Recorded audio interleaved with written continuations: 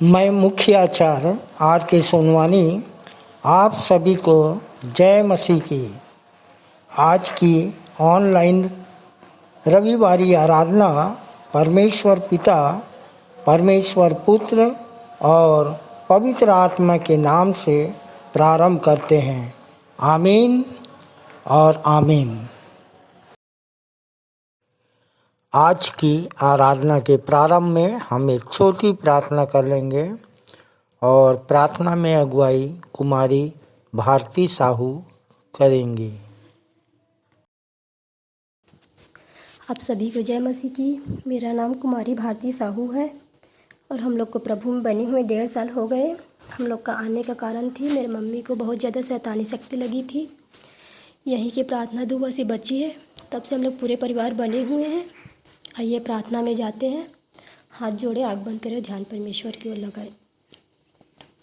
महान समर्थी, जीवित, अनुग्रहकारी, प्रेमी पिता परमेश्वर, बड़ी धन्यवाद के साथ आपके पवित्र चरणों के समीप आते हैं प्रभु जी। धन्यवाद देते हैं पिता कि पूरे सप्ताह भर आपने संभाले रखा प्रभु जी।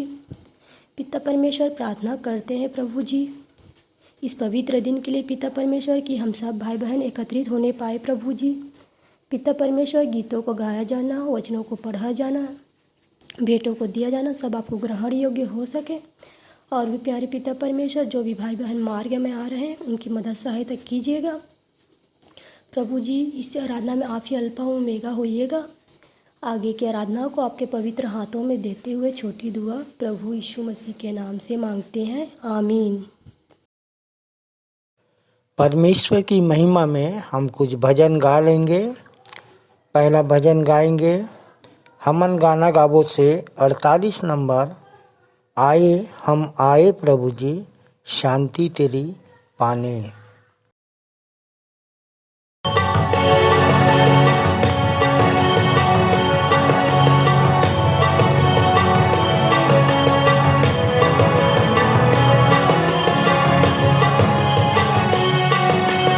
आए हम आए प्रभु जी शांति तेरी पाने, जीवन जल दे प्रभु जी तेरी कृपा पाने।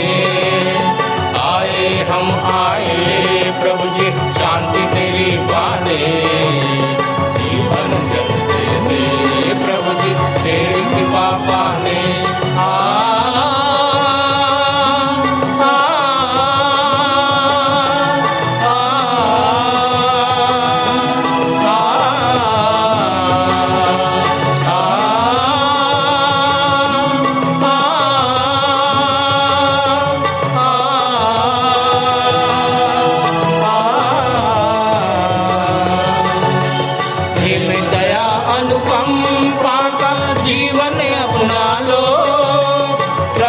स्वीकारो प्रभु जी हमको स्वीकारो, प्रेम दया अनुकंपा का जीवन अपना लो। प्रभु जी स्वीकारो, प्रभु जी हमको स्वीकारो। अर्पित जीवन प्रभु तुमको, आए हम आए प्रभु जी शांति तेरी पाने, जीवन जलते थे प्रभु जी तेरी कृपा पाने। आए हम आए प्रभु जी शांति तेरी पाने, जीवन जलते थे प्रभु जी तेरी कृपा पाने।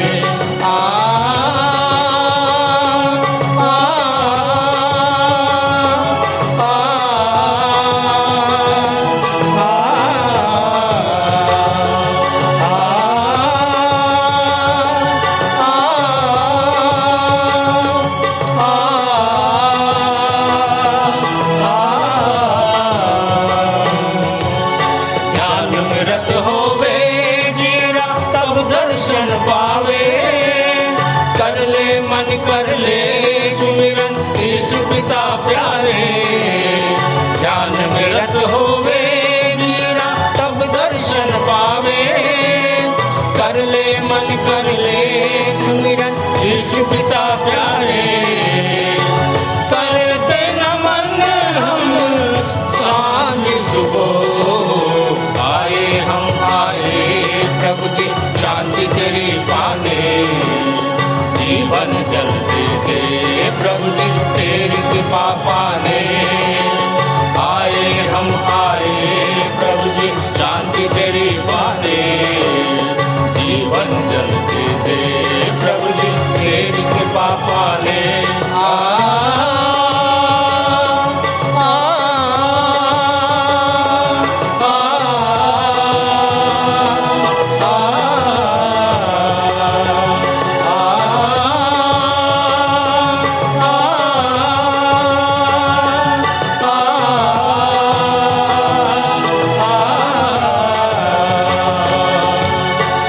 जब निर्मल होवे मनवा आके चरणन पास, देवे धन्यवाद तुझको देवे धन्यवाद।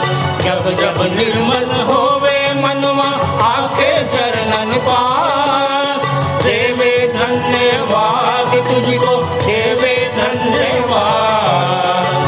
देता बल तू निर्बल को, आए हम आए प्रभु जी शांति तेरी पाने, जीवन जल्दी दे प्रभु जी तेरी कृपा पाने। आए हम आए प्रभु जी शांति तेरी पाने, जीवन जल्दी दे प्रभु जी तेरी कृपा पाने।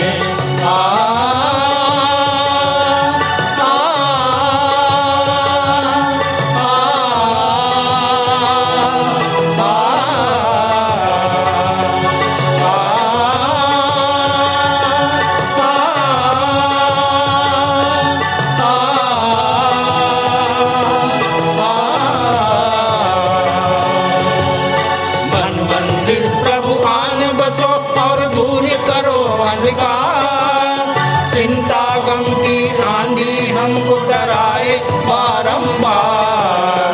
मन मंदिर प्रभु आन बसो और दूर करो अंधकार, चिंता गम की आंधी हमको डराए बारंबार।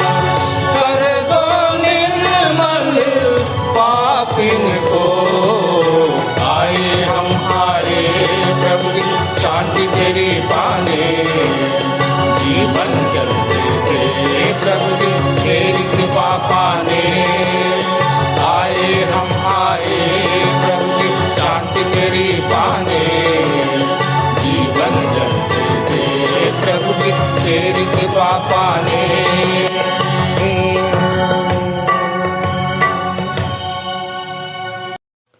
दूसरा भजन गाएंगे हमन गाना गाबो से ही 89 नंबर।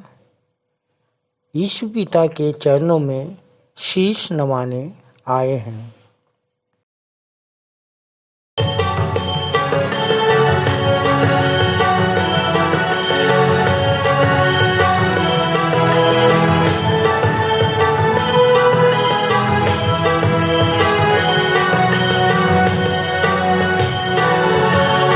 यीशु पिता के चरणों में शीश नवाने आए हैं, मार्ग वही उद्धार वही उसे मनाने आए हैं।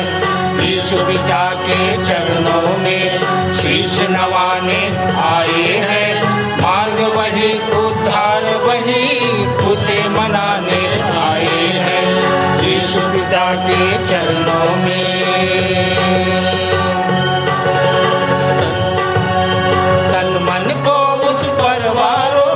यीशु वचन को अपना लो, उसके विधानों को मानो, प्रभु में जीवन रच डालो। आ, आ, आ, आ, तन मन को उस पर वारो, यीशु वचन को अपना लो, उसके विधानों को मानो, प्रभु में जीवन रच डालो। यीशु पिता के चरणों में शीश नवाने आए हैं, मार्ग वही उद्धार वही उसे मनाने आए हैं। यीशु पिता के चरणों में नादानों की राह वही, सत्य सत्य सुचिर संसार वही, जग जीवन संचार वही, जीने का आधार वही।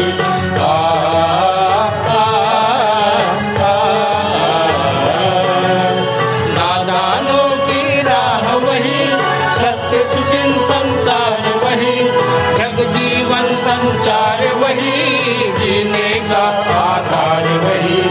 ईश्वर पिता के चरणों में शीश नवाने आए हैं, मार्ग वही उद्धार वही, इसे मनाने आए हैं ईश्वर पिता के चरणों में।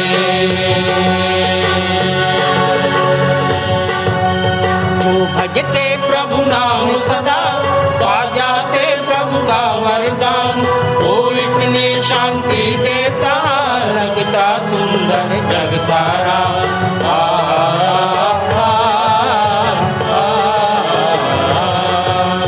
जो भजते प्रभु नाम सदा, पा जाते प्रभु का वरदान। वो इतनी शांति देता, लगता सुंदर जग सारा। ईश्वर पिता के चरणों में शीश नवाने आए हैं, मार्ग वही उद्धार वही, उसे मनाने आए हैं ईश्वर पिता के चरणों में।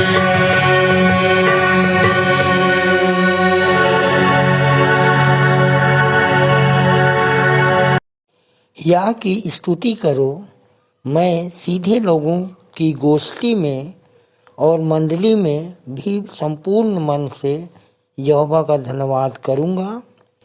यहोवा के काम बड़े हैं, जितने उनसे प्रसन्न रहते हैं वे उन पर ध्यान लगाते हैं। उसके काम विभवमय और ऐश्वर्यमय होते हैं और उसका धर्म सदा तक बना रहेगा। उसने अपने आश्चर्य कर्मों का स्मरण कराया है। यहोवा अनुग्रहकारी और दयावंत है। आइए हम अपने अनुग्रहकारी और दयावंत परमेश्वर की आराधना में जाएं। मुख्य आराधना के प्रारंभ में हम एक गीत गा लेंगे। स्तुति के गीत से 104 नंबर। जब जीवन के दुख सागर में आंधी चलती है, तब यीशु पर मैं लंगर सी आशा रखता हूँ।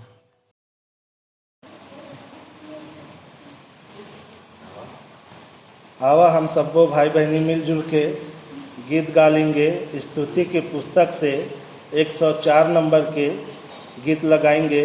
जब जीवन के दुख सागर में आंधी चलती है, तब यीशु पर मैं लंगर सी आशा रखता हूँ। जब जीवन में दुख सागर में आंधी चलती है, यीशु पर मैं लंगर सी आशा रखता हूँ। इच्छा और विपत्ति की लहरें आती हैं, तब उसे शांति मैं पाता हूँ। मैं तेरा आधार साथ न छोड़ूंगा।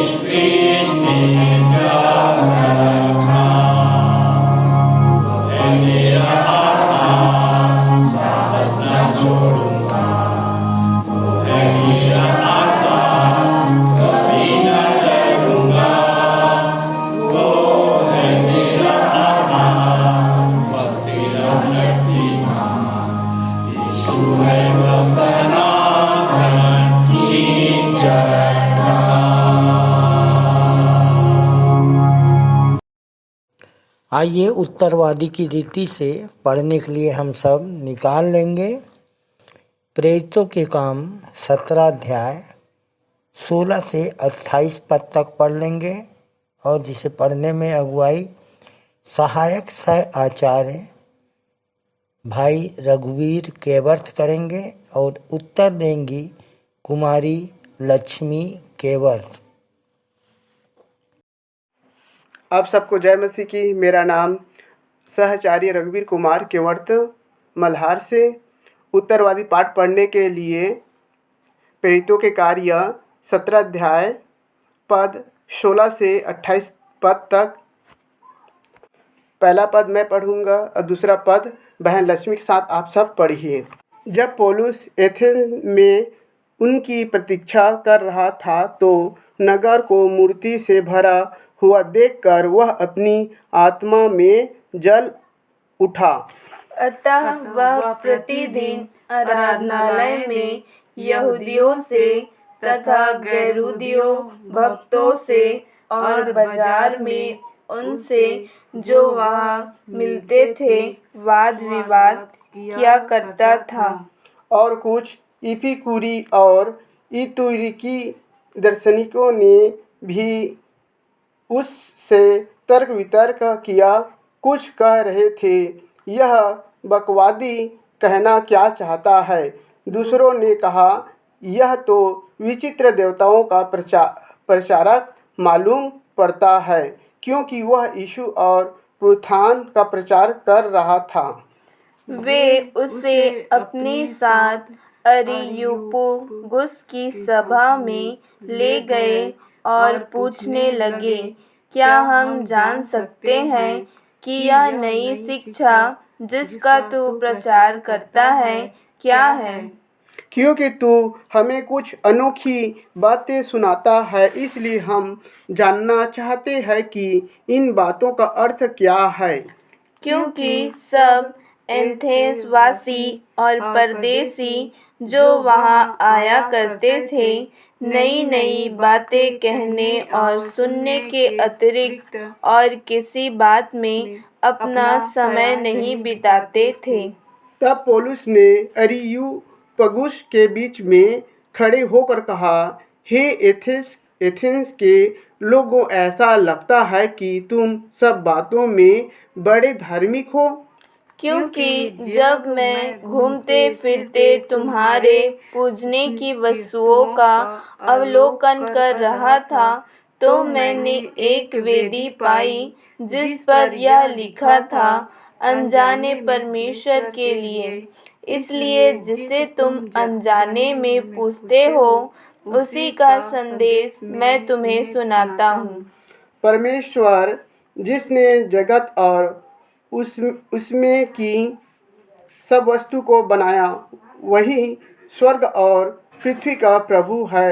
वह हाथ के बनाए हुए मंदिर में निवास नहीं करता और न ही मनुष्यों के हाथों से उसकी सेवा टहल होती है, मानो कि उसे किसी बात की आवश्यकता हो, क्योंकि वह स्वयं सबको जीवन, श्वास और सब कुछ प्रदान करता है।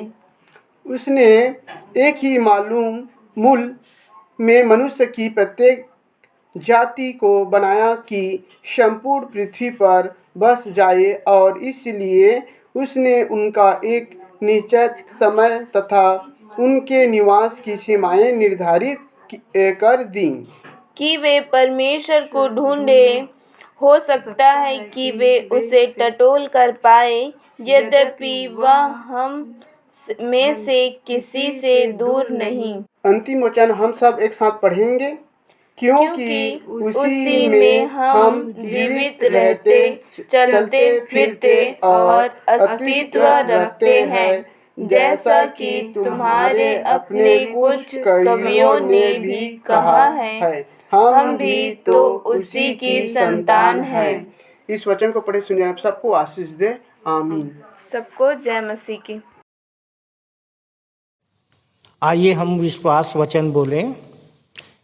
मैं सर्वशक्तिमान पिता पर स्वर्ग और पृथ्वी के सृजनहार परमेश्वर पर विश्वास रखता हूँ।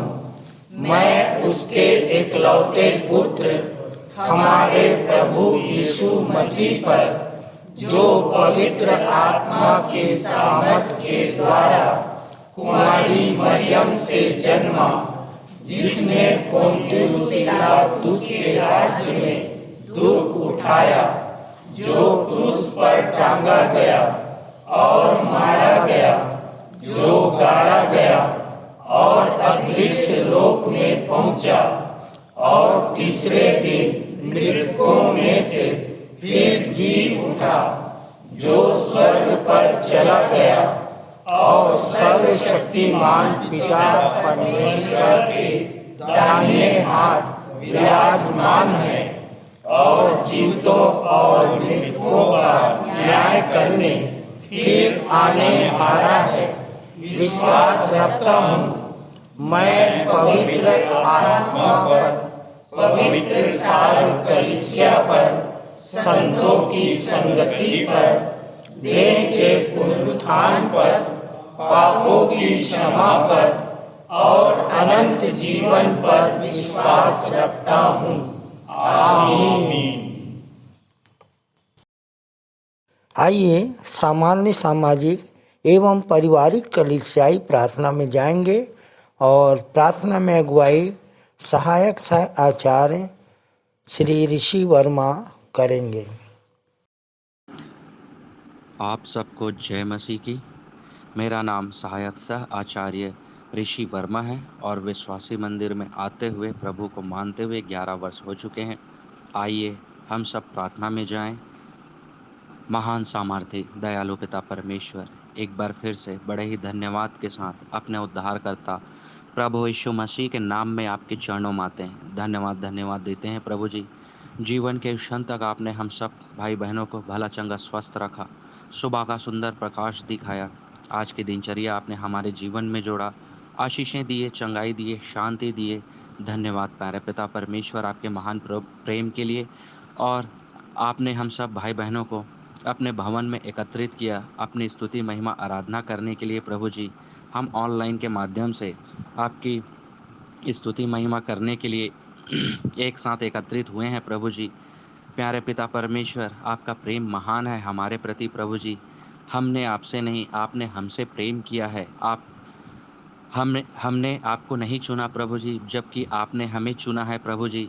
जबकि आपने हमें चुना है और जिस कार्य के लिए बुलाया है प्रभु जी, उस कार्य को हम अपने जीवन में साकार कर सकें, आपकी आज्ञाओं का पालन कर सकें और प्रभु जी आपके डर भय में होकर आपके राज्य की महिमा के लिए कार्य कर सकें। आपने हमें बचाया है। हमारा भी कर्तव्य है कि हम खुद बचे हैं तो बहुतों को बचा सकें और प्रभु यीशु मसीह के नाम में अनंत जीवन दिलाते रहें। अपने जीवन के मार्ग की ओर चलते हुए हमें जो भी व्यक्ति मिलते हैं उन्हें हम आपके वचन का प्रचार कर सकें, प्रभु यीशु मसीह के नाम का प्रचार कर सकें, उद्धार का मार्ग दिखा सकें। प्यारे पिता परमेश्वर, हमें ऐसी सद्बुद्धि देना, ज्ञान बुद्धि समझ देना प्रभु जी। हमें अपने दिन गिनने की समझ देना प्रभु जी, कि हम बुद्धिमान हो जाएं, मसीह में बुद्धिमान हो जाएं और निरंतर आपके वचन में आगे बढ़ते रहें प्रभु जी।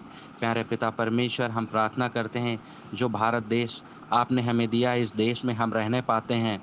हम इस देश के, इस राज्य के मंत्रीगणों के लिए प्रार्थना करते हैं जो इस देश के बागडोर को संभाले हुए हैं प्रभु जी, जो आपके चुने हुए हैं प्रभु जी, आपके राज्य की महिमा के लिए उठ खड़े हों प्रभु जी।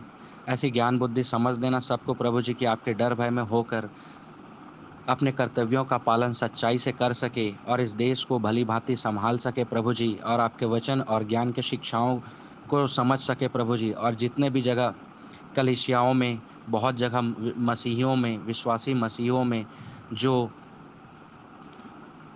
अनादर होते हैं प्रभु जी, वे इस बात को जान सकें कि प्रभु यीशु मसीह ही इस जगत के उद्धार करता है और उन सब भाई बहनों के जीवन में आपकी शांति चाहते हैं, आपकी आशीष चाहते हैं, आपकी चंगाई चाहते हैं। प्रभु जी, प्यारे पिता परमेश्वर, हम प्रार्थना करते हैं हमारे राज्य के मंत्रीगण के लिए, कर्मचारियों के लिए, अधिकारियों के लिए।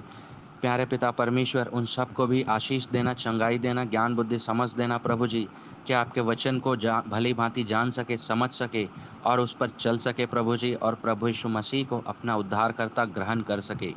धन्यवाद देते हैं विश्वासी मंदिर के लिए प्रभु जी। हम धन्यवाद देते हैं, आपने हमें ऐसे अगुवे दिए हैं प्रभु जी, जो प्रतिदिन हमें आपके वचन और ज्ञान की शिक्षा को सिखाते हैं, मानना सिखाते हैं प्रभु जी।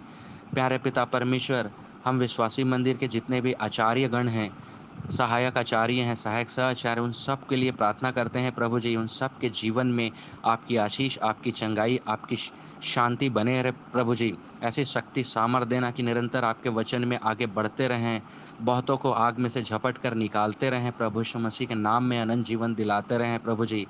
उन सब के जीवन में आपकी बहुतायत की आशीष को चाहते हैं, प्रार्थना करते हैं प्रभु जी।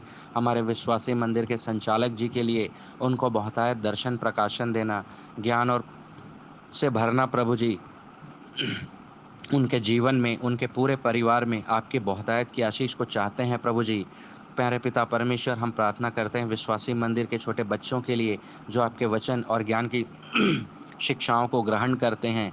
प्यारे पिता परमेश्वर, ये विश्वासी मंदिर के स्तंभ है प्रभु जी। ये बच्चे आपके वचन और ज्ञान की शिक्षा में आगे बढ़ सके, हर प्रकार की बुराइयों से, बुरी बातों से, बुरी आदतों से इन सब को बचा के रखना पिता परमेश्वर।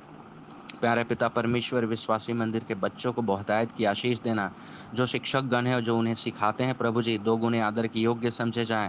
प्यारे पिता परमेश्वर, उन शिक्षकों को भी प्रभु जी आपके हाथों में सौंपते हैं कि निरंतर बच्चों को भली भांति शिक्षा दे सके, आपके वचन और ज्ञान के को भली भांति समझा सके प्रभु जी। ऐसी आशीष चाहते हैं प्रभु जी। प्यारे पिता परमेश्वर, हम धन्यवाद देते हैं इस प्रांगण के लिए प्रभु जी, जो आपने दिया है हमें प्रभु जी, शहर के बीचों बीच। प्यारे पिता परमेश्वर, जबकि इस प्रांगण में अस्पताल भी हैं प्रभु जी, जहां मरीज आते रहते हैं अपने शरीर के इलाज के लिए प्रभु जी। प्यारे पिता परमेश्वर, वे शारीरिक चंगाई को तो प्राप्त करते हैं, उससे बढ़कर यहाँ पर आकर आत्मिक चंगाई को प्राप्त कर सके प्रभु जी। प्यारे पिता परमेश्वर, हम धन्यवाद देते हैं प्रभु जी आज के दिन के लिए। आज रविवार विश्राम दिन आपने हम सबको एकत्रित किया कि हम आपकी स्तुति महिमा आराधना कर सकें। आपको पिता परमेश्वर, हमारी स्तुति आराधना आपको भा सके प्रभु जी, और भेंटों का दिया जाना, गीतों का गाया जाना, ये सब आपको भा सके पिता परमेश्वर। प्यारे पिता परमेश्वर, आगे की आराधना को आपके हाथों में सौंपते हुए धन्यवाद के साथ इस प्रार्थना को अपने उद्धारकर्ता प्रभु यीशु मसीह के नाम से मांगते हैं, आमीन। ये समय है संदेश का। हम संदेश में जाएंगे और हमारे लिए संदेश लेके आ रहे हैं भाई चित्रबेन गुंडाने, जिनका विषय है जांचे परखे कैसी है हमारी आत्मा। जांचे परखे कैसी है हमारी आत्मा, और जाने कैसी शुद्धता चाहते हैं परमात्मा। गुरु मंत्र का चौथा पॉइंट पर इनका संदेश आधारित है। आप सबको जय मसीह की। मैं चित्रबेन गुंडाने, प्रभु में आए मुझे लगभग 9 वर्ष से अधिक हो चुके हैं। प्रभु में आने का कारण ये था कि मैं बहुत सी बुराइयों में और चिंताओं में पड़ा था। प्रभु परमेश्वर पिता का, प्रभु यीशु मसीह का धन्यवाद करता हूँ कि उसने मुझे सारी चिंताओं से, सारी बुराइयों से स्वतंत्र किया। प्रियो, पिछले सप्ताह मुझे बोलने के लिए विषय दिया गया था, जो कि इस प्रकार है, जांचे परखे कैसी है हमारी आत्मा, और जाने कैसी शुद्धता चाहते हैं परमात्मा, जिसका रेफरेंस है गुरु मंत्र का चौथा पॉइंट, परमात्मा कैसी शुद्धता देखता और चाहता है। पर जो कुछ मुंह से निकलता है वह मन से निकलता है, और वही मनुष्य को अशुद्ध करता है, क्योंकि परमेश्वर यहोवा का देखना मनुष्य का सा नहीं है। मनुष्य तो बाहर का रूप देखता है, परंतु परमेश्वर की दृष्टि मन पर रहती है। मत्ती 15:18, पहला शमूएल 16:7। जबकि परमेश्वर शुद्धता देखता है मन की, तो फिर क्यों इंसान की धार्मिकता बन गई है शुद्धता तन की। मन की शुद्धता, मन बहुत प्रकार से शुद्ध होता है और एक शुद्ध मन के व्यक्ति में बहुत सी क्वालिटी पाई जाती है। सबसे बड़ी बात, शुद्ध मन का व्यक्ति परमेश्वर को देखने पाता है। मत्ती 5:8, धन्य है वे जिनके मन शुद्ध हैं क्योंकि वे परमेश्वर को देखेंगे। पहला शमूएल 16:7, दाऊद के विषय में परमेश्वर ने कहा था, मन का शुद्ध व्यक्ति परमेश्वर के मन पसंद का व्यक्ति है और शुद्ध मन का व्यक्ति परमेश्वर को देखने पाता है। दाऊद भी परमेश्वर को देखने पाता था। शुद्ध मन के व्यक्ति में क्वालिटी होती है प्रियो, धीरजवंत होता है, कृपालु होता है, डाह नहीं करता, अपनी बड़ाई नहीं करता, फूलता नहीं, अनरीति नहीं चलता, अपनी भलाई नहीं चाहता, झुंझलाता नहीं, बुरा नहीं मानता, कुकर्म से आनंदित नहीं होता, सत्य से आनंदित होता है। वह सब बातें सह लेता है, सब बातों की प्रतीति करता है, सब बातों की आशा रखता है, सब बातों में धीरज रखता है। शुद्ध मन के व्यक्ति के भीतर 1 कुरिन्थियों 13 के प्रेम के सारे गुण होते हैं। वह आत्मा के फलों से लदा होता है। एक उदाहरण देता हूँ प्रियो, कैसे शुद्ध मन का व्यक्ति परमेश्वर को देखने पाता है और कैसे वो परमेश्वर की धार्मिकता को पूरी करने पाता है। पहला शमूएल 17 अध्याय के अनुसार दाऊद के 7 भाई थे। दाऊद 8वें नंबर का था। 7 बड़े भाई थे जो सैनिक थे और जब गोलियत नाम का राक्षस जब उनको ललकार रहा था इजरायली सेना को, जब उसके बड़े भाई युद्ध में गए थे, तब दाऊद के पापा उसको बोलते हैं, जा अपने भाइयों को खाना देकर आ जा। तो बड़े प्रेम से वो खाना देने आया था, जा रहा था कि मैं अपने भाइयों को खाना दूं, वो युद्ध में गए हैं। तो वहाँ पे जब बड़ा भाई दाऊद को इजरायली सेना के लोगों से बात करते देखता है, तो उसको बड़ा भाई एलियाब सुन रहा था और एलियाब दाऊद से बहुत क्रोधित होकर कहने लगा, तू यहाँ क्यों आया है और जंगल में उन थोड़ी सी भेड़ बकरियों को तू किसके पास छोड़ आया है? तेरा अभिमान और तेरे मन की बुराई मुझे मालूम है। तू तो लड़ाई देखने के लिए यहाँ आता है। दाऊद ने कहा, अब मैंने क्या किया? यह तो निरी बात है। तू क्या हमारा तमाशा देखने आया है, मजाक उड़ाने आया है? ये वो दुनिया भर का उसकी निंदा करता है ताकि दाऊद इरिटेट हो जाए। पर दाऊद हंसता है और अपने बड़े भाई एलियाब की बातों का बुरा नहीं मानता। कायदे से प्रियो, कोई और रहता या मैं ही रहता तो वहाँ खाना पटक कर चल देता और अपने भाई से कहता, तू फालतू बात करता है, मैं क्या यहाँ तमाशा देखने आया हूँ, कह के चल देता। पर दाऊद जो कि शुद्ध मन का व्यक्ति था, वो समझ गया कि मांस और लहू से मेरा युद्ध नहीं। इफिसियों 6:12, इसलिए हमारा यह मल युद्ध लहू और मांस से नहीं परंतु प्रधानों से और अधिकारियों से और इस संसार के अंधकार के हाकिमों से है और उस दुष्ट की आत्मिक सेनाओं से है जो आकाश में है। वहाँ पे उसका मन इतना शुद्ध था कि भाई क्या बोल रहा है उसे ये सुनाई नहीं दिया। एलियाब मुझको क्या बोल रहा है, कैसे मुझको बेइज्जत कर रहा है, उसको ये सुनाई नहीं दिया। उसको क्या सुनाई दिया कि कौन पलिश्ती जो सेनाओं के यहोवा को ललकार रहा है, मेरे परमेश्वर को ललकार रहा है, वो मेरे परमेश्वर की निंदा कर रहा है। ये चीज़ें उसको सुनाई दी। लिखा है एलियाब की बातों को तो उसने इग्नोर कर दिया, माइंड नहीं किया कि एलियाब मुझको क्या बोल रहा है। इसको एकदम इग्नोर किया और सीधे निकल पड़ा गोलियत से युद्ध करने, क्योंकि दाऊद को पता था कि मेरा युद्ध एलियाब से नहीं, मेरा युद्ध गोलियत से है, मेरा युद्ध अंधकार की शैतानी शक्तियों से, ना कि शरीर से, ना कि मेरे भाई से। तो उस चीज़ को जानता था और तब वो गोलियत को मारने पाता है।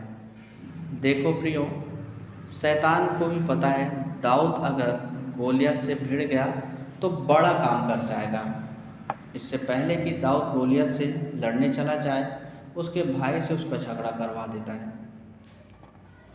इसका मैं इसकी कलीसिया में इसके भाई से झगड़ा करवा देता हूँ ताकि ये प्रभु का काम ही मत कर पाए, ताकि दाऊद गोलियत शैतान से लड़ने ही ना जा पाए। आज भी ऐसा होता है प्रियो कि आज भी शैतान चाहता है कि हम आपस में लड़ पड़े, कलीसिया में आपस में मनमुटाव हो जाए, घर में हम आपस में लड़ पड़े, ताकि हम आपसी विवाद में इतने उलझ कर रह जाएं कि गोलियत से हमको लड़ने ही ना जाना पड़े। क्योंकि शैतान को पता है जिस दिन ये परमेश्वर के अधीन होकर मेरा सामना करने आ जाएगा, उस दिन मेरे को भागना पड़ जाएगा। याकूब 4:7-8। इसलिए परमेश्वर के अधीन हो जाओ और शैतान का सामना करो तो वह तुम्हारे पास से भाग निकलेगा। परमेश्वर के निकट आओ तो वह भी तुम्हारे निकट आएगा। तो शैतान को भी पता है जिस दिन ये परमेश्वर के अधीन हो गया और मेरे सामने मेरा सामना करने आ गया, तब मेरे को भागना ही पड़ेगा। इसलिए वह चाहता है कि उन लोग मेरा सामना ही ना करें, आपस में लड़ते रहें, आपस में एक दूसरे के प्रति इनका मन शुद्ध अशुद्ध हो, आपस में इनके मन में एक दूसरे के प्रति बैर भाव उत्पन्न हो। वह हर एक को कैन बनाना चाहता है जो अपने भाइयों से सद्भावता रखे।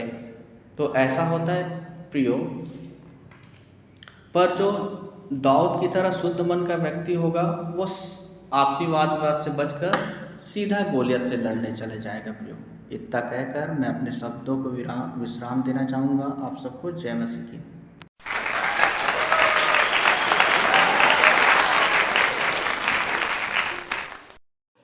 सुंदर संदेश के लिए भाई गुंडाने और उनके पूरे परिवार को प्रभु बहुतायत की आशीष दे। प्रभु भोज में जाएंगे और आज का संचालन आचार्य कुमारी बबीता सिंह के द्वारा।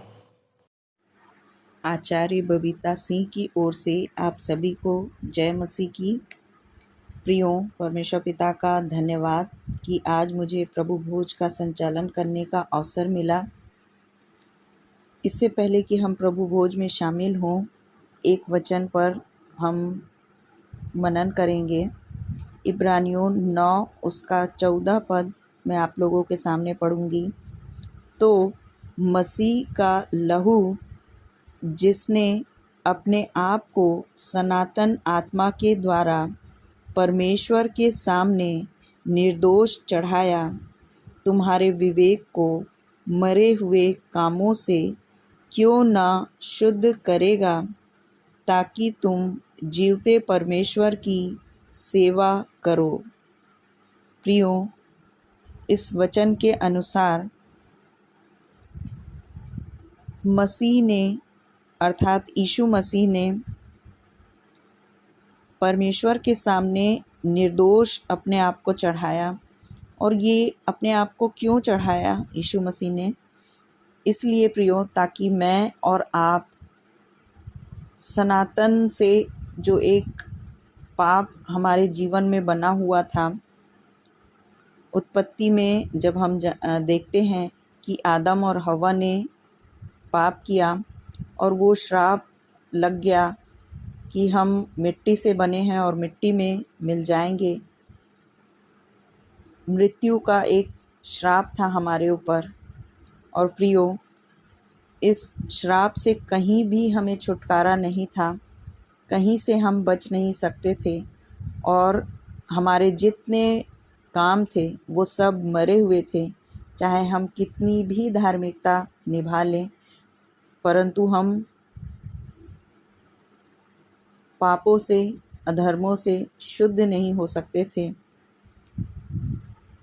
और परमेश्वर पिता का एक अनुग्रह हुआ, उसकी दया और कृपा हुई कि हम पापियों के लिए अपने इकलौते पुत्र प्रभु यीशु मसीह को बलिदान कर दिया, चढ़ा दिया। और उसके मारे जाने से, उसके लहू के बहाए जाने से, उसकी देह के तोड़े जाने से हम अपने सारे अधर्मों पापों से शुद्ध हो सकें, ताकि लिखा हुआ है वचन में, ताकि तुम जीवते परमेश्वर की सेवा करो। प्रियो, परमेश्वर ने हमको इसलिए नहीं छुड़ाया कि हम छूट जाने के बाद परमेश्वर पिता की इस कृपा को, इस दया को हम भूल जाएं, बल्कि परमेश्वर पिता ने हमें इसीलिए सृजा है, इसीलिए बनाया है कि हम जीवित परमेश्वर की सेवा कर सकें। निरंतर हम परमेश्वर पिता की संगति में, वचन में बने रह सकें, और न केवल हम स्वयं बचें बल्कि दूसरों को भी प्रेम करके हम बचा सकें। इसलिए प्रियो, परमेश्वर की सेवा करने के लिए सर्वप्रथम हमें, जैसा कि प्रेम के 7 चरण हैं, सबसे पहले चरण में हमें चढ़ना होगा, और वो है रोमियो 12:1-2 के अनुसार। इसलिए हे भाइयों, मैं तुमसे परमेश्वर की दया स्मरण दिलाकर विनती करता हूँ कि अपने शरीरों को जीवित, पवित्र और परमेश्वर को भावता हुआ बलिदान करके चढ़ाओ। यही तुम्हारी आत्मिक सेवा है। और इस संसार के सदृश्य ना बनो, परंतु तुम्हारी बुद्धि के नए हो जाने से तुम्हारा चाल चलन भी बदलता जाए, जिससे तुम परमेश्वर की भली, भावती और सिद्ध इच्छा अनुभव से मालूम करते रहो। सो प्रियो, हम जब इस प्रभु भोज में शामिल होते हैं तो हम केवल रोटी और दाखरस को नहीं, बल्कि हम मसीह के लहू और मांस में सहभागी हो जाते हैं। ये रोटी और दाखरस उसका प्रतीक है। सो प्रियो, जब हम इसे ग्रहण करते हैं, हम निरंतर परमेश्वर पिता से ये विनती करें, प्रार्थना करें कि प्रभु हमें संसार की और मनुष्यों की उन सारी रीति विधियों से, शैतान के उन सारे बंधनों से आप मुक्त करिए, शुद्ध करिए, और हम अपने आप को आपके लहू में और आपकी देह में सहभागी होकर आपकी सेवा योग्य अपने आप को बना सकें। ऐसा हम निरंतर जब हम प्रभु भोज ग्रहण करते हैं ये प्रार्थना करें। और प्रियो, जब हम इस प्रकार की विनती प्रभु यीशु मसीह से के द्वारा करते हैं, परमेश्वर पिता सच में हमारी अगुवाई करता है, हमारे विवेक, हमारी बुद्धि को शुद्ध करता चला जाता है। तभी हम प्रभु यीशु मसीह के सुसमाचार को लेकर अन्य लोगों तक पहुंच पाते हैं, और हम उनको बता सकते हैं कि आपका उद्धार हो चुका है। और प्रियो, हम उनसे प्रेम कर सकते हैं, क्योंकि जब हम इस प्रभु भोज में शामिल होते हैं तब हम उसकी देह और उसके लहू में सहभागी होते चले जाते हैं। हम उसके मांस में का मांस और उसके लहू में का लहू बन जाते हैं।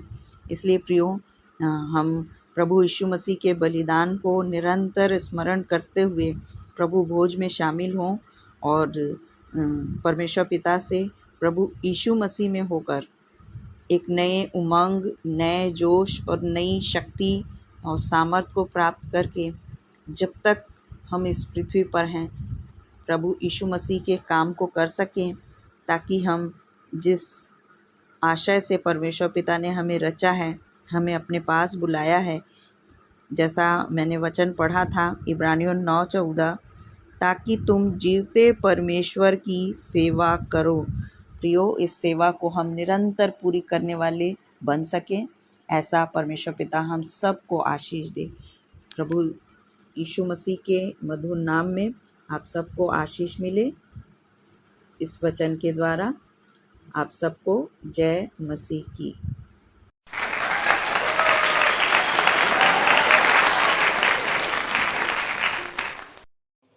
प्रभु भोज पर सुंदर संदेश के लिए आचार्य बबीता सिंह और उनके पूरे परिवार को प्रभु बहुतायत की आशीष दे। आइए हम अपनी अपनी भेंटों एवं धन्यवादी भेंटों को देने के द्वारा परमेश्वर की महिमा करेंगे। और इस समय हम गीत गा लेंगे हमन गाना गाबो से 72 नंबर, ऐ सारी दुनिया बनाने वाले हम तेरा धन्यवाद करते हैं। तत्पश्चात भेंट की प्रार्थना में अगुवाई करेंगे श्रीमती काजल भोरे।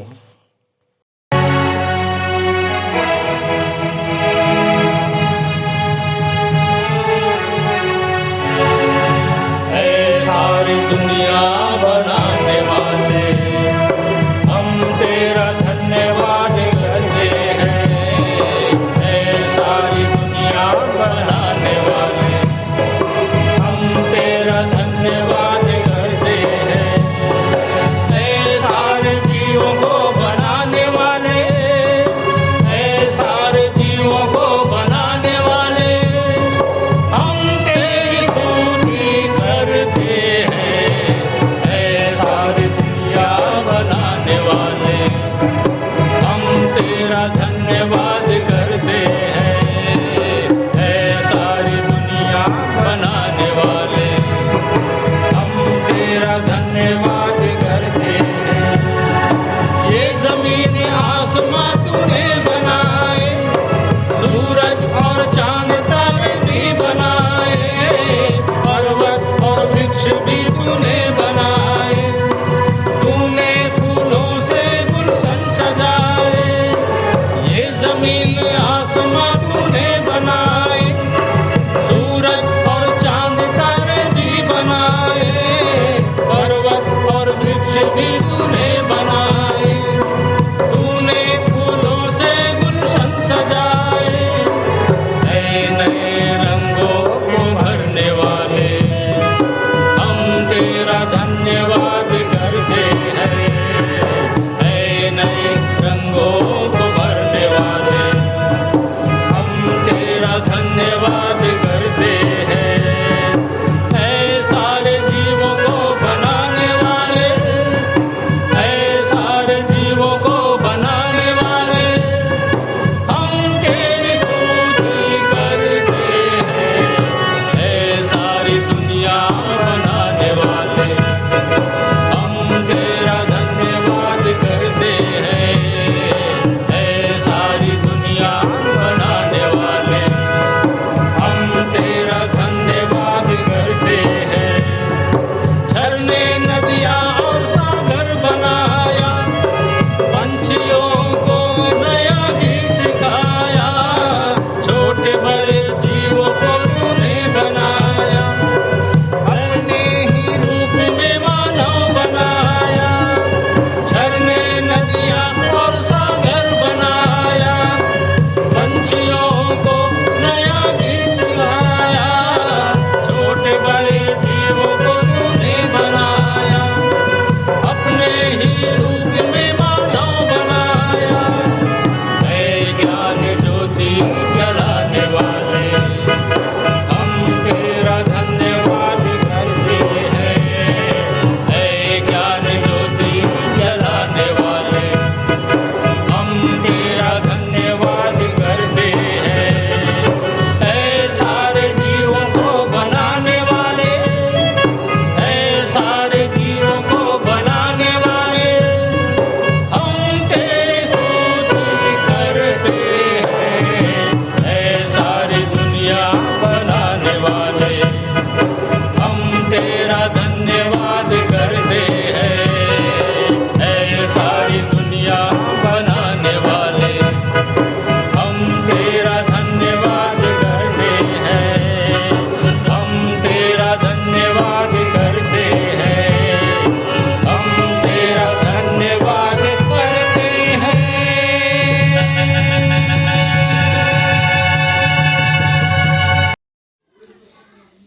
आप सभी को जय मसीह की। मेरा नाम काजल उगले है। आइए हम प्रार्थना में जाएंगे। आकाश के झरोकों को खोलकर उत्तम आशीषों की वर्षा करने वाले महान सामर्थी पिता परमेश्वर, एक बार फिर सबके चरणों के पास में आते प्रभु जी, प्रार्थना करते परमेश्वर पिता कि प्रभु जी आपसे ही प्राप्त किए और समस्त आशीषों का छोटा सा अंश भेंट स्वरूप आपके चरणों के पास में लाए हैं प्रभु जी। इसी बड़ी दया और अनुग्रह से ग्रहण कर लीजिए परमेश्वर पिता। ऐसा हो सके कि आपके महिमा के कार्यों में खर्च किया जा सके प्रभु जी, और जो अंश हमने अपने पास रख छोड़ा है उसे भी खर्च करने की सद्बुद्धि और समझ दीजिएगा परमेश्वर पिता। जिन हाथों ने ये भेंट चढ़ाई है उनके आय के स्रोतों पर, बाल बच्चों पर, भविष्य की योजनाओं में आपकी विशेष आशीष हो सके प्रभु यीशु। ऐसे सबसे प्रार्थना है जिन्होंने विशेष भेंट चढ़ाई है उनके लिए इनके जीवन में ये स्वर्ण अवसर बार बार आ सके परमेश्वर पिता। और हमें मौद्रिक मानसिकता से बचाइए और निर्बलता में सामर्थ्य की सिद्धि दीजिए परमेश्वर पिता।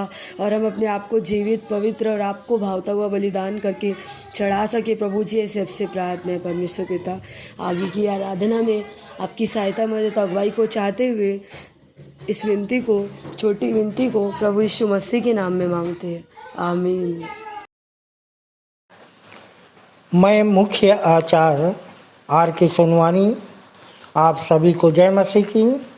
आप लोगों को सूचना से अवगत करा दूं, हमारी रविवारी आराधना ऑनलाइन और ऑफलाइन दोनों चलती है।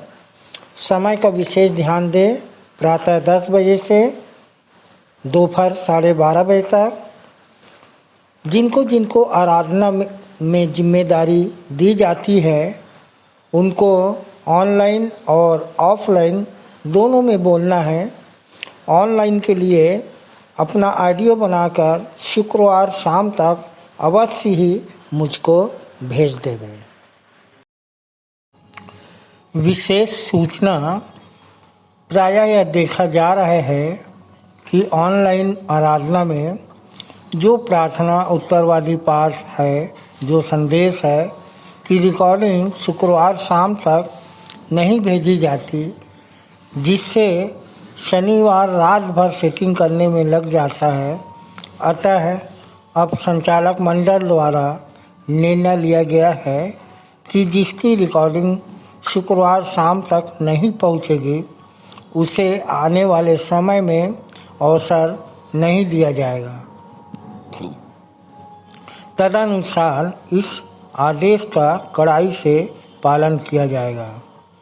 आदेशानुसार संचालक मंडल, विश्वासी मंदिर, बिलासपुर। 16/10/2022 की रविवारी आराधना के लिए आप लोगों को सूचित कर दूं, जिसका संचालन आचार्य श्री प्रवीण जयसल करेंगे। आरंभ की प्रार्थना भाई मनोज जांगड़े के द्वारा। उत्तरवादी पाठ लूका 12 अध्याय 35 से लेकर 59 पद तक, जिसको पढ़ने में अगुवाई करेंगी कुमारी सरस्वती गढ़ेवाल और उत्तर देंगी कुमारी चंदा करियारे।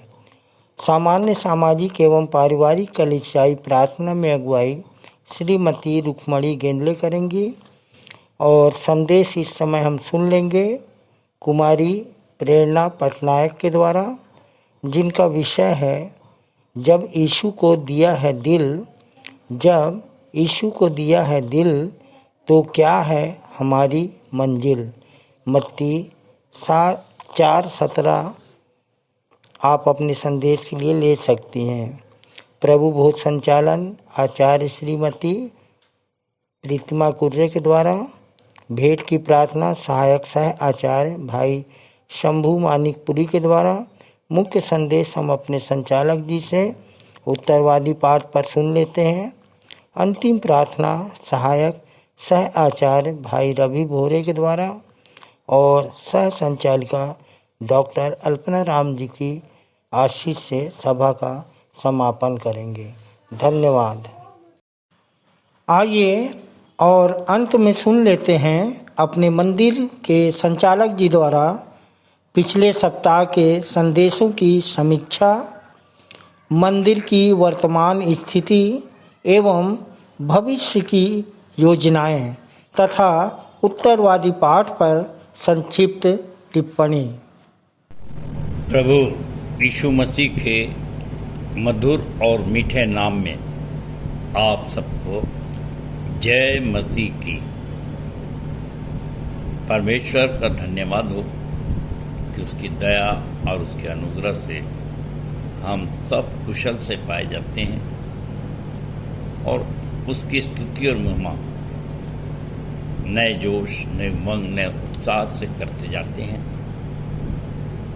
और लोग मसीह को मानते जाते हैं और शैतान हारता जाता है और इस प्रकार से मसीह का राज्य आगे बढ़ता चला जा रहा है और उसमें परमेश्वर का धन्यवाद हो कि हम भी एक सक्रिय भूमिका निभा सकते हैं। परमेश्वर का धन्यवाद हो प्रियो, जबकि सारे विश्व में अभी अफरा तफरी की स्थिति है। मैं समाचार पत्र भी पढ़ता हूँ, टीवी भी समय समय पे देख लेता हूँ और हमेशा इस बात को वॉच करते रहता हूँ कि विश्व की स्थिति क्या है, सुसमाचार प्रचार कैसे हो रहा है और हम कहाँ पर हैं। और जैसा कि आप सब जानते हैं कि मत्ती 24 और उसके 7 और 8 पद में यह बात लिखी है, क्योंकि जाति जाति के विरुद्ध और राज्य राज्य के विरुद्ध खड़े होंगे और बहुत से स्थानों पर अकाल पड़ेंगे और भूकंप आएंगे, परंतु ये सब बातें तो पीड़ाओं का प्रारंभ ही होगी। सो मेरे प्रियो, आज जैसा कि अपन जानते हैं कि न्यूक्लियर युद्ध की बातें हो रही हैं, ऐसी स्थिति आ रही है कि उसके अलावा राज्यों को अपनी जीत हासिल करने के लिए कोई और विकल्प भी नहीं है, क्योंकि आप सब जानते हैं यूक्रेन का युद्ध चल रहा है रूस से और ताइवान पर भी चीन हमला करने पर उतारू है और कैसी पूरे विश्व की स्थिति है।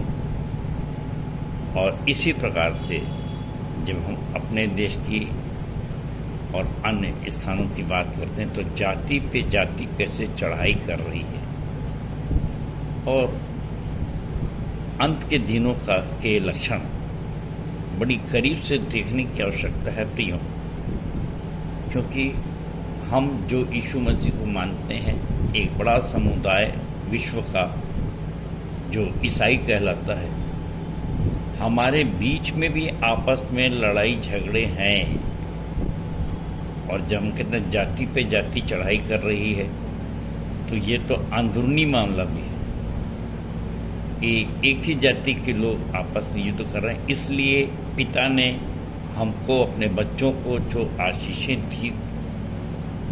दी हैं उसको हम संभाल के नहीं रख पा रहे हैं। और मैं अक्सर इस बात को कहता हूँ कि अगर आप पिता हैं या माता हैं और अपने बच्चों को अपनी संपत्ति दे रहे हैं जिसको रात दिन आपने जोड़ा या अपने पूर्वजों से प्राप्त किया,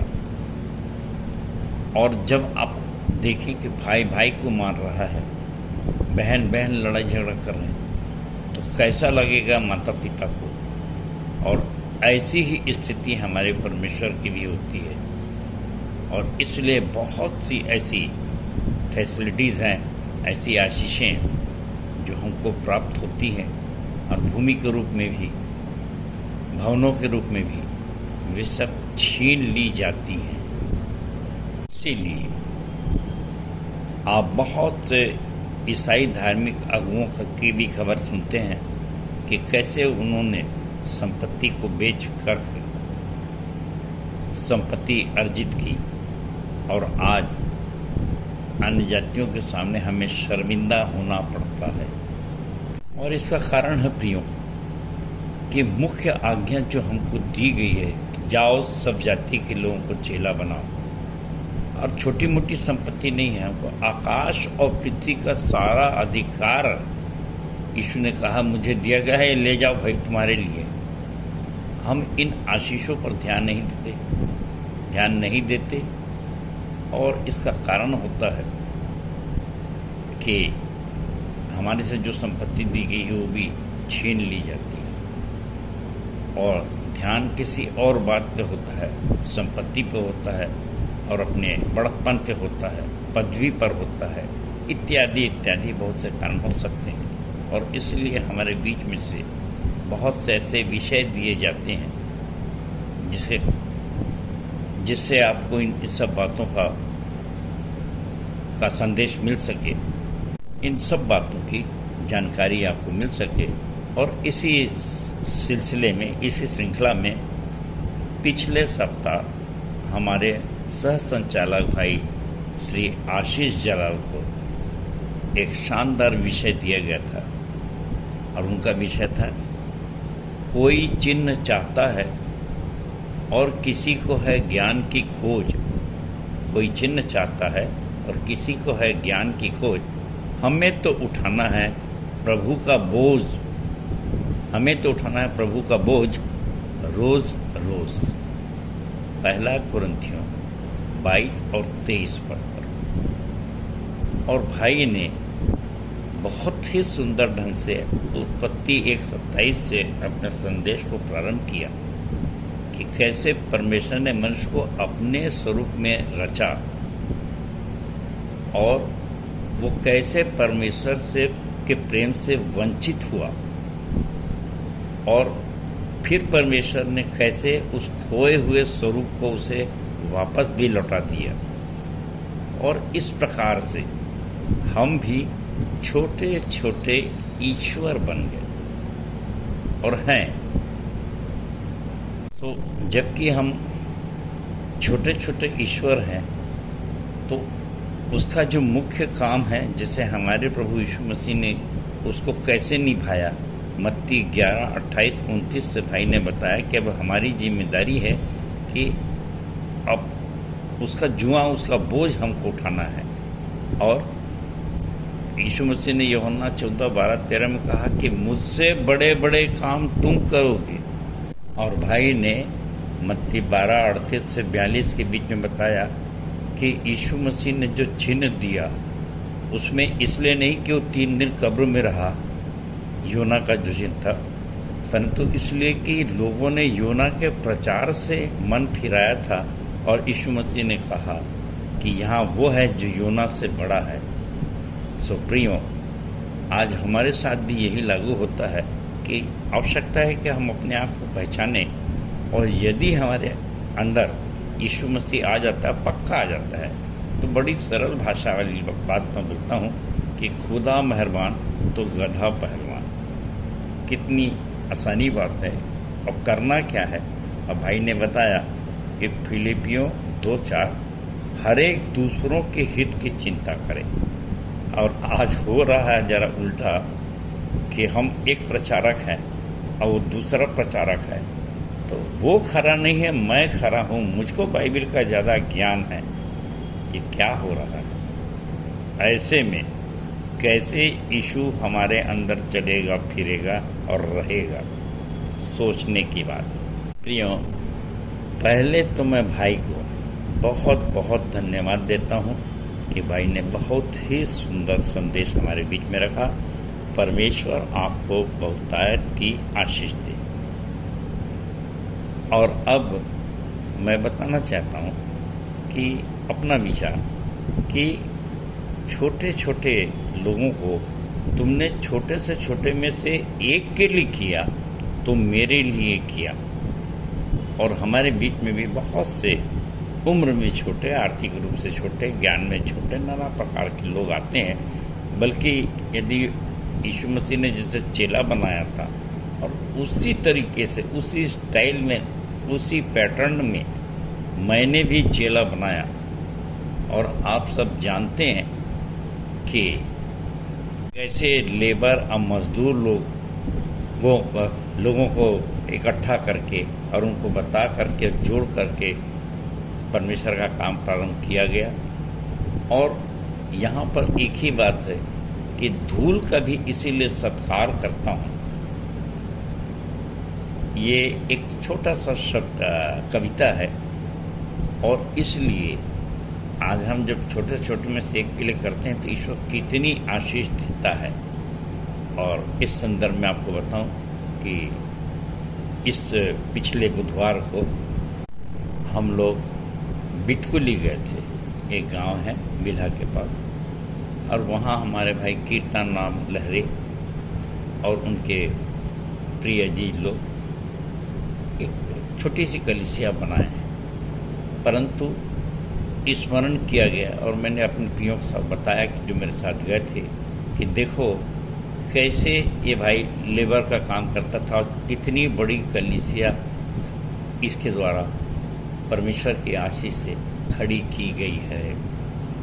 और प्रियों, ये सब इसलिए नहीं कि बहुत बुद्धिजीवियों को चुना गया, परंतु ये प्रेम है जो अपने से छोटों को या जो हैं भी नहीं, जो प्रभु के बारे में कुछ भी नहीं जानते थे, उनको चुन करके आज खड़ा किया गया और वे देखो कितने बड़े बड़े काम कर रहे हैं। और यदि मैं द्वेष से भर जाऊं या हमारे बीच में आपस में द्वेष हो जाए, हम एक दूसरे की टांग खींचें, हम एक दूसरे को बर्बाद करने की योजना बनाएं, हम एक दूसरे की संपत्ति छीनें, एक दूसरे को छोटा और तुच्छ बताएं, तो क्या ये आशीष हमारे और बीच में रहे भाई कीर्तन के बीच में और हमारे बीच में रह जाएगी?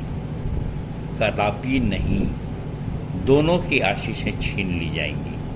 क्योंकि पहला यूहन्ना 4:12 बहुत स्पष्ट रूप से कहता है कि परमेश्वर को कभी किसी ने नहीं देखा। यदि हम एक दूसरे से प्रेम करें तो परमेश्वर हम में बना रहता है और उसका प्रेम हम में सिद्ध होता है। तो प्रेम प्रियों, इस सिद्ध प्रेम को बनाए रखने के लिए एक दूसरे का बोझ उठाएं और रोज़ रोज़ ऐसा भाई ने हमको संदेश दिया। फिर से हम परमेश्वर को इस सुंदर वचन के लिए धन्यवाद देते हैं। और इसके पश्चात हमारे भाई आचार्य राजेंद्र सोनवानी जी ने प्रभु भोज की प्यारी का संदेश दिया और भाई ने बताया रोमी 10:4 से कि विश्वास करने वालों के लिए मसीह व्यवस्था का अंत है और यीशु व्यवस्था को लोप करने नहीं परंतु पूरा करने आए और नई वाचा दिया, और जिससे यीशु के नई वाचा का लहू था और यीशु का लहू हमें सब पापों से शुद्ध करता है। और इसलिए ज्योति में चलें, पहला यूहन्ना 1:7। और यदि हम अपने पापों को मानते हैं तो हमारे पापों को क्षमा करने के लिए विश्वास योग्य और धर्मी है। सो अपने पापों को मान लें और प्रभु भोज निरंतर ग्रहण करते रहें। क्योंकि जाने अनजाने में हमसे बहुत से पाप होते रहते हैं और इसीलिए हमें बार बार शुद्ध होने की आवश्यकता है। इसलिए संगति में बने रहें। हर जब भी मौका मिलता है प्रभु भोज अवश्य ग्रहण करें और अपने पापों का प्रायश्चित करते रहें। तो भाई हमारे आचार्य राजेंद्र सोनानी जी को भी सुंदर संदेश के लिए बहुत बहुत ईश्वर आशीष दे। धन्यवाद। और इसके पश्चात प्रियो, मेरा संदेश था जो कि रोमी 9:19 से 33 पर था और इसमें मैंने ये बताने की कोशिश किया था सारांश में कि कैसे हम इजरायली होकर भी इजरायलियों के वंशज नहीं हो सकते और न ही इब्राहिम के वंशज उसकी संतान है। तात्पर्य यह है कि शरीर के संतान परमेश्वर की संतान नहीं परंतु प्रतिज्ञा के संतान उसके वंशज माने जाते हैं। और इसके लिए वो हमको मिट्टी के लौंदों को चाहे जैसा चाहे बनाए और इसके लिए हमको सिद्धता को प्राप्त करना आवश्यक है। अतः रोमी 9 का 28वां पद देखें। रोमी 9:26 और 28 पर। और ऐसा होगा कि जिस जगह में उनसे यह कहा गया था कि तुम मेरी प्रजा नहीं हो, उसी जगह वे जीवते परमेश्वर की संतान कहलाएंगे। 28वां पद, क्योंकि प्रभु अपना वचन पृथ्वी पर पूरा करके धार्मिकता से शीघ्र उसे सिद्ध करेगा। तो प्रियो, परमेश्वर का वचन बहुत स्पष्ट है। इस वचन का जो शीर्षक था वो कर्म या बुलाहट, और परमेश्वर ने 2 प्रकार के बर्तन बनाए हैं। 21वां पद में, क्या कुम्हार को मिट्टी पर अधिकार नहीं कि एक को सम्मान का और एक को अपमान का, निरादर के लिए बनाए। तो प्रियो, वो चाहता है कि हमको सम्मान के लिए बनाए, परंतु अगर हम उसकी आज्ञा को नहीं मान रहे हैं तो कैसे हमारे में अपने आप को सिद्ध करेगा। और इसलिए विश्वास जो भावार्थ जो बताया गया था वो ये है कि जो परमेश्वर पर इब्रानी 11:1 के अनुसार विश्वास करेगा, अर्थात और अविश्वास आशा की गई वस्तुओं का निश्चय और अनदिखी वस्तुओं का प्रमाण है। इस प्रकार से वो अनदिखी वस्तुओं को प्रमाणित करेगा तो निश्चित रूप से प्रियो, यूहन्ना 3:11-12 के आधार पे ही वो संदेश देगा, क्योंकि वो अनदिखी वस्तुओं का प्रमाण बताएगा।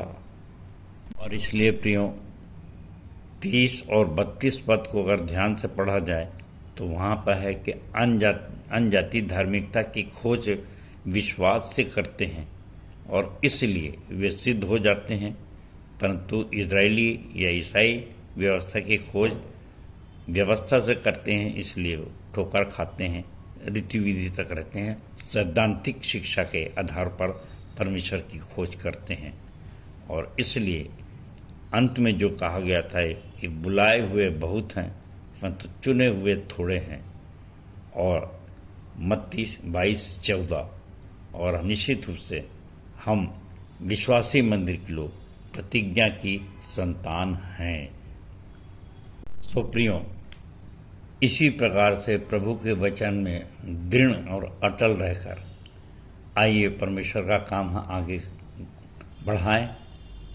और अब अपन मनन करने जा रहे हैं मनन करने जा रहे हैं आज के उत्तरवादी पाठ की पर प्रेरितों के काम 17, 16 से 28। और जबकि इस पर अपन मनन करने जा रहे हैं तो मैं स्मरण करता हूँ कि बहुत पहले एक प्रचारक भाई जो पहुँचे हुए थे, उन्होंने कहे ये प्रश्न किया था कि ब्रदर, क्या आप परमेश्वर को जानते हैं? मैंने कहा हाँ भाई जानता हूँ। और इसकी प्रतिक्रिया क्या हुई ये मैं सोचता हूँ, मैं स्मरण कर रहा हूँ कि उस समय भाई अभिषेक ब्राउन जो भोपाल वाले हैं, अब मेरे दामाद हैं, उस समय उनकी शादी नहीं हुई थी, वो नए नए प्रभु में हमारे विश्वासी मंदिर आए थे, तो वे भी वहाँ पर उपस्थित थे। और उस प्रचारक भाई ने कहा था कि एक पीपल की पत्ती से पूरे समुद्र के पानी को आप जब निकाल लेंगे तब ये कहना कि हम परमेश्वर को जानते हैं। और आपको मालूम है मैंने ये उत्तर दिया था कि भाई वो तो मैं प्रतिदिन करता हूँ। तो उनने कहा ये तो घमंड की बात हो गई। तो मैं कहा भाई जब मैं परमेश्वर को जानता हूँ और जब उसके काम को कर रहा हूँ, मुझसे करा रहा है, तो अब ये घमंड की बात तो हो ही जाती है। परंतु घमंड भी 2 प्रकार के होते हैं, एक रचनात्मक होता है, एक विध्वंसात्मक होता है। खैर बात बहुत आगे बढ़ती, परंतु मैंने 2 वचन भाई के सामने रखा कि जो मुझे सामर्थ देता है उसमें मैं सब कुछ कर सकता हूँ, और यिर्मयाह 9:24 के अनुसार मैं घमंड इस बात के लिए करता हूँ कि मैं परमेश्वर को जानता हूँ।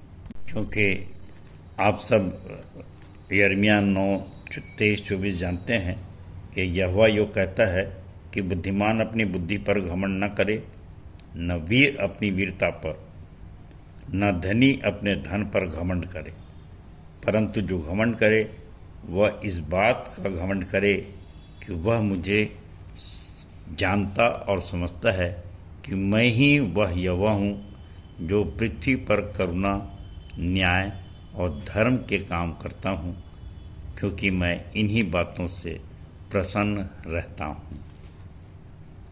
तो प्रियो, इस बात का घमंड करना कहाँ की बुराई है कि करने वाला वो मैं नहीं, परंतु वो है जो मुझ तुझ को एक अनादर के पात्र को आदर का पात्र बना दिया, जिससे आप सब लोग एक बुरे व्यक्ति को संचालक के रूप में यहाँ देखते हैं और इस संदेशों को सुनते हैं, और जो उसने सामर्थ्य दिया उसी से तो विश्वासी मंदिर खड़ा हुआ। सो हम तो सामने जो जानते सो कहते हैं, और हम संसार की बातों पर नहीं आते, पर तो जो कुछ कहते हैं जिंदा दिली से कहते हैं कि निश्चित रूप से परमेश्वर हमारे अंदर कार्य कर रहा है। ऐसे विश्वास को लेकर मैं और मेरे चेले और विश्वासी मंदिर के लोग बढ़ते चले जा रहे हैं। हम लोगों की बातों में नहीं उलझते, जिसको जैसा समझना है समझे, लेकिन हम काम करते चले जाते हैं। और ऐसे ही विश्वास को लेकर के पौलुस प्रेरित एथेंस में प्रवेश कर गया, और वहाँ जो कुछ भी हुआ उसका वर्णन मैं यहाँ पर प्रेरितों का काम 17 का 16 से 28 पद में है, जिसमें कि पहला पद मैं आपके सामने पढ़ रहा हूँ, 16वां। तब पौलुस अथेने में उनकी बाट जो रहा था, उनकी मतलब अपने दो चेलों की, सिलास और तीमुथियुस की। जब पौलुस अथेने में उनकी बाट जो रहा था, तो नगर को मूर्तों से भरा हुआ देखकर उसका जी जल गया। प्रभु में प्रियो, आप सब जानते हैं कि व्यवहारिक बातों में अगर कहा जाए तो जलन नहीं करना चाहिए, द्वेष नहीं करना चाहिए, परंतु क्या ये सच नहीं है कि हमारा परमेश्वर जलन रखने वाला परमेश्वर है? वचन में लिखा है। और आज हमको भी जलन रखना चाहिए। कैसी वाली जलन? एक दूसरे के बढ़ती देखकर नहीं, उसके पास कार मेरे पास क्यों नहीं है, गाड़ी है और वो फल फूल रहा है, उसके बच्चे अच्छे पढ़ रहे हैं, उसके पास बड़ी बिल्डिंग, इस प्रकार की चीज़ें नहीं, परंतु एक प्रकार की जलन उस शैतान की शक्तियों से जो अपने आगोश में लेकर अपने दर्शन में फंसा करके लोगों को भ्रमित कर रहा है और लोग बर्बाद हो रहे हैं। इसलिए नए ट्रांसलेशन में लिखा है, गिडियन बाइबल में, कि जब पौलुस एथेंस में उनकी प्रतीक्षा कर रहा था, तो नगर को मूर्तियों से भरा हुआ देखकर अपनी आत्मा में जल उठा। प्रियो, आज ये जलन मेरे लिए भी है, और उसका उत्तर आपको बता दूं कि मुझको भी जलन हुई कि ये राजेंद्र सोनानी, ये तिवारी, ये पांडे, ये प्रेम भाई, और ये कीर्तन लहरे, ये राम कुमार बोरकर, ये भोसले, ये सब जीवते परमेश्वर को छोड़ के कहाँ बर्बाद हो रहे हैं, क्या कर रहे हैं आत्मा में। और कौन इन्हें भ्रमित करके अपनी आगोश में रखा है, अपनी बात में फंसा है कि ईश्वर ये है, ईश्वर ये है, ईश्वर ये है, यहाँ मिल जाएगा, वहाँ मिल जाएगा, भाग रहे हैं, दौड़ रहे हैं, बहुत पैसा बर्बाद कर रहे हैं। और ये जलन जो है शैतान से है। तू जीत रहा है मुझ जीवते परमेश्वर के रहते हुए, मेरे रहते हुए। कहीं अपने ऊपर ग्लानि भी होती है, कि क्यों मैं अपने अंदर चलते फिरते हुए जीवित परमेश्वर को नहीं दिखा पा रहा हूँ। प्रियो, यहाँ पर पौलुस ने जो आज भी हमको समझाता है, बाइबल समझाती है और शिक्षा दिया, उसका सारांश यही है कि उसने कहा कि ये तेरे पास इतनी ताकत है शैतान कि तू लोगों को बहला फुसला करके अपने आगोश में रखा है, भ्रमित कर रहा है और उल्टे सीधे चिन्ह दिखा करके उनको लूट रहा है। मैं तेरे कार्य को यहाँ पर समाप्त करूँगा। और इसी प्रेरणा से, इसी पाठ को समझने के पश्चात मेरे मन में भी आया कि मैं विश्वासी मंदिर की स्थापना करूं, क्योंकि पौलुस ने 23 और 24 पद में ऐसा कहा, क्योंकि मैं फिरते हुए तुम्हारी पूजने की वस्तुओं को देख रहा था तो एक ऐसी विधि भी पाई जिस पर लिखा था कि अनजाने ईश्वर के लिए, सो जिसे तुम बिना जाने पूजते हो, मैं तुम्हें उसका सुसमाचार सुनाता हूँ। जिस परमेश्वर ने पृथ्वी और उसकी सब वस्तुओं को बनाया, वह स्वर्ग और पृथ्वी का स्वामी होकर हाथ के बनाए हुए मंदिरों में नहीं रहता। मेरे प्रियो, इस वचन को बहुत विस्तार से बताना मैं ज़्यादा उचित नहीं समझता, क्योंकि हमारे गुरु मन का ये पहला पत्थर है। जो 5 पत्थर मैंने चुने थे, गुरु मत लिखा था, तो उसका पहला वचन है। और इसी में पहला कुरिन्थियों 3:16 भी आप जानते हैं कि इसमें इसी के निरंतर में कंटिन्यूशन में ये वचन आया है कि क्या तुम नहीं जानते कि तुम परमेश्वर का मंदिर हो और परमेश्वर का आत्मा तुम में वास करता है। पहला कुरिन्थियों 3:16। और इसलिए उसने समझाया, पौलुस ने 28वें पद में, क्योंकि हम उसी में जीवित रहते और चलते फिरते और स्थिर रहते हैं। जैसे तुम्हारे कितने कवियों ने भी कहा कि हम तो उसी के वंश भी हैं, उसी के वंश भी हैं। तो प्रियो, हम उसी के वंश हैं। इस संबंध में भाई हमारे आशीष जलाल सर संचालक ने भी बहुत अच्छा बताया कि हम भी छोटे छोटे ईश्वर हैं। और इसका क्या प्रमाण है, तो एक छोटी सी घटना बता रहा हूँ कि एक जंगल में बहुत से हिरण रहते थे और अचानक एक दिन एक सिंह उन पर धावा बोला। सारे हिरण भाग गए, एक खड़ा रह गया और अपने आप को बड़े आराम से सिंह को खाने को दे दिया। अब कहानीकार कहता है, जब दूसरी बार आया तो देखा कि वही फिर ऐसी खड़ा है। तो उसने हिरण से पूछा कि क्यों, तुमको डर नहीं लगता? उसने कहा, हम तो उस पर विश्वास करते हैं जिसने हमारे लिए वचन दिया कि हम प्रतिदिन घात किए जाते हैं। हम वध होने वाली भेड़ों की नाई गिने गए हैं और हम जयवंत से भी बढ़कर हैं। रोमियो 8:36 और 37। उस हिरण ने कहा कि मैं अपने मांस को और अपने प्रतिदिन खाने को देता हूँ और लहू को पीने को देता हूँ, इसलिए कि मेरे और भी जितने साथी हैं वो विचलित न हो। उनके पास वो शक्ति नहीं है, उनके पास वो विश्वास नहीं है। वे तो इस बात पर विश्वास करते हैं कि एक दिन घात हो गए, मर गए, बात खत्म हो गई। एक बार मर गए तो मर गए, यह उनका यही सत्य है, इसलिए उनका भी यही गत्य है। पर मेरे पास तो मसीहा है और यही सही तथ्य है, और इसीलिए प्रतिदिन घात किए जाने में मैं मस्त हूँ। तो प्रियो, प्रतिदिन घात किए जाने में मस्त रहिए, क्योंकि मंदिर खुदाए पाक का यारो तुम ही तो हो, घर उसका पाक रखना वो भी तुम ही तो हो। परमेश्वर अपने वचन के कहे जाने पर आशीष दे।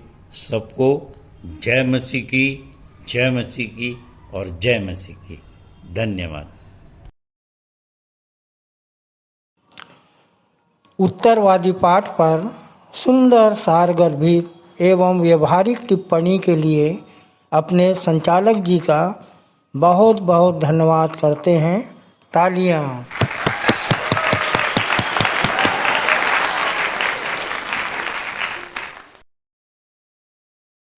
हम अपनी आराधना के अंतिम चरण में हैं। अंतिम गीत गाएंगे हमन गाना गावो से 22 नंबर, तुम तो मसीहा मोरी आँखों के तारे। और अंतिम प्रार्थना आचार्य श्री मनीराम केवर्थ के द्वारा, और प्रभु की प्रार्थना और अपनी सह संचालिका श्रीमती अर्चना दास जी की आशीष से सभा का समापन करेंगे। धन्यवाद।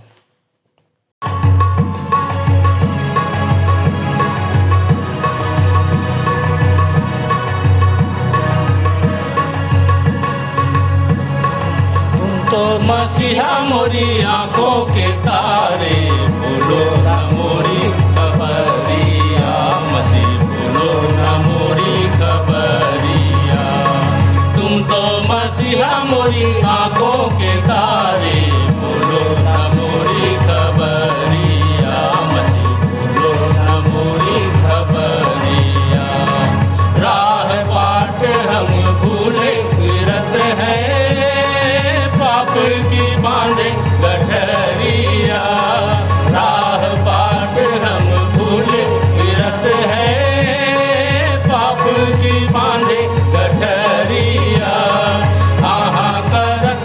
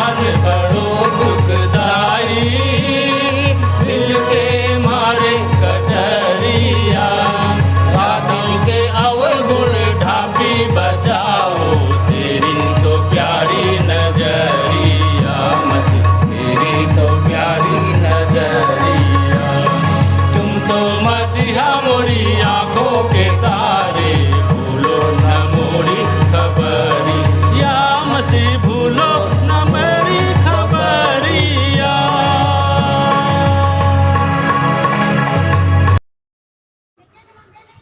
मेरा नाम सहायक आचार्य मनीराम कैवर्त है, जो कि मैं सरसेनी कलेसिया से हूँ, और आज मुझे प्रार्थना करने के लिए सुंदर अवसर दिया है। मैं परमेश्वर पिता और हमारे संचालक मंडल को धन्यवाद करता हूँ। आइए हम सब सिरों को झुकाए, हाथों को जोड़े और ध्यान परमेश्वर की ओर ध्यान लगाए।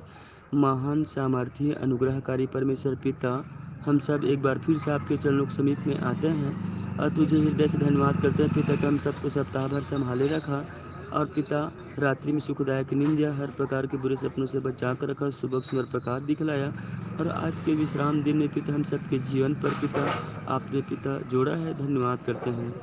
हाँ प्रभु, हम सब के लिए पिता आदि और अंत तू ही, अल्फा और ओमेगा तू ही है। हे मुक्तिदाता, सृजन हर, पालन हर, तालन हर तू ही है। तेरे सिवाय कोई नहीं पिता कि हम सबके जीवन की समस्याओं का निवारण कर सके। तू ही है परमेश्वर पिता, जो कि हम सब के लिए डॉक्टरों का डॉक्टर और वैद्यों का वैद्य, ईश्वरों का ईश्वर, राजाओं का राजा तू ही है। हम सब तुझसे क्या मांगे पिता, हम सबके प्रभु पिता एक बार फिर से आपके पर चरणों के समीप आते हुए तुझे धन्यवाद करते हैं। अब प्रार्थना करते हैं पिता कि प्रभु यहाँ पर जितने भी भाई बहन अपने अपने समस्याओं को लेकर आया है और जीवन की पुस्तक में नाम दर्ज किया गया है पिता, एक एक भाई बहन के पिता जीवन की समस्याओं को तेरे हाथों में सौंपते हैं, चाहे आर्थिक स्थिति हो, चाहे मानसिक स्थिति हो, चाहे शारीरिक स्थिति हो। परमेश्वर पिता एक एक की समस्याओं को तेरे हाथों में सौंपते हैं कि कोई भी खाली हाथ जाने ना पाए, ऐसे आपसे विनती करते हैं, प्रार्थना करते हैं परमेश्वर पिता। जैसे कि परमेश्वर पिता, परमेश्वर जिसने जगत और उसमें की सब वस्तुओं को बनाया, वही स्वर्ग और पृथ्वी का प्रभु है। वह हाथ के बनाए हुए मंदिर में नहीं निवास नहीं करता, और न ही मनुष्यों के हाथों से उसकी सेवा टहल होती है, मानो कि उसे किसी बात की आवश्यकता हो, क्योंकि वह स्वयं सबको जीवन, श्वास और सब कुछ प्रदान करता है। इस वचन के द्वारा हमारे संचालक जी जो कि प्रकाश डाला है, हम चाहते हैं परमेश्वर पिता कि यह वचन हम सब की हृदय रूपी पटिया में बस सके, और हम सब इस वचन के द्वारा तृप्त होकर पिता अपने अपने घर की ओर जा सके। इस वचन के द्वारा हम सब प्रभु जीवन यापन कर सके, ऐसे तुझसे विनती और प्रार्थना करते हैं। प्रभु आज का हम सब की स्तुति का किया जाना, आराधना का किया जाना, प्रार्थना का किया जाना, भेंटों का दिया जाना, प्रभु भोज का लिया जाना, सब आपको सुखदायक रूप से ग्रहण योग्य हो सके। परमेश्वर पिता, हर बातों में पिता आदर, महिमा, गौरव, सम्मान देने के आप पात्र हैं। धन्यवाद करते हैं पिता, हमारी विनती प्रार्थना तूने सुना है, और पिता क्या मांगे हम सबके मांगने से पहले, सोचने से ज़्यादा सब चीज़ तू तैयार कर चुका है। धन्यवाद के साथ विनती यीशु के नाम से मांगते हैं, आमीन। हे हमारे पिता, तू जो स्वर्ग में है, तेरा नाम पवित्र माना जाए, तेरा राज्य आए, तेरी इच्छा जैसे स्वर्ग में पूरी होती है, वैसे ही इस पृथ्वी पर भी पूरी हो। हमारे दिन भर की रोटी आज हमें दे, और जैसे हमने अपने अपराधियों को क्षमा किया है, वैसे ही तू भी हमारे अपराधों को क्षमा कर, और हमें परीक्षा में ना डाल, परंतु बुराई से बचा, क्योंकि राज्य, पराक्रम और महिमा सदा तेरे ही हैं। आमीन। अब जो ऐसा सामर्थी है, उस सामर्थ के अनुसार जो हम में क्रियाशील है कि हमारी विनती और कल्पना से कहीं अधिक बढ़कर कार्य कर सकता है, उस परमेश्वर की महिमा कलीसिया में और मसीह यीशु में पीढ़ी से पीढ़ी तक युगान युग होती रहे। आमीन।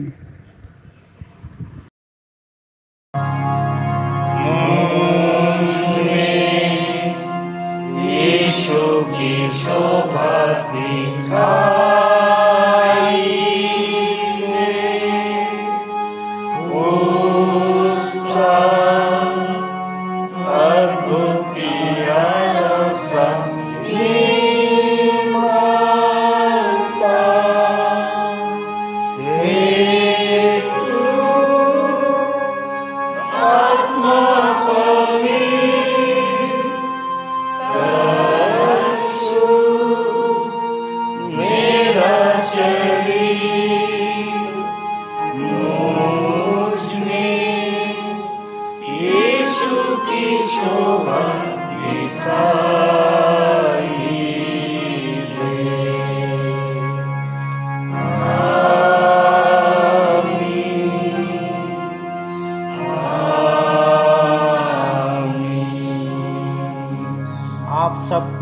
जय मसीह की।